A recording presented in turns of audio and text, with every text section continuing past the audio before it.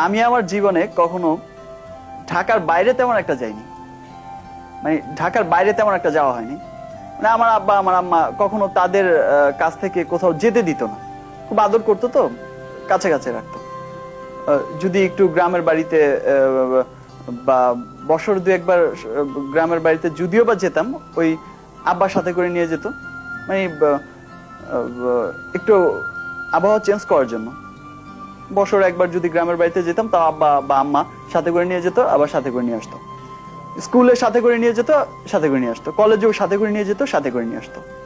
তো আমার যখন আউটডোর পড়লো, তো তখন আমার আব্বা আম্মা যেতে পারবে না আর কি, তাদের প্রফেশনের খাতিরে তারা ডেটটা এমন ভাবে পড়ছে যে তারা যেতে পারবে না। তো কি করার, আমাকে এক ক্লাস যেতে হবে। তো আমার সাথে একটা কাজিন দিয়ে দিল।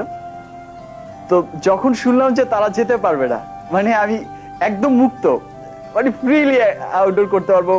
আব্বা আম্মা থাকলে তো দেখা গেল টাইমলি খাওয়া, টাইমলি ঘুমানো, টাইমলি শুটিং, টাইমলি আসা, এক জায়গায় বসে যে ফ্রেন্ড নিয়ে একটু আড্ডা দিব, বা একটু ফ্রেন্ডদের সাথে একটু আড্ডা দিব, গল্প করব, এগুলো হয়ে ওঠে না। একটু সমুদ্রের পাড়ে যাব, কক্সবাজার যাচ্ছি।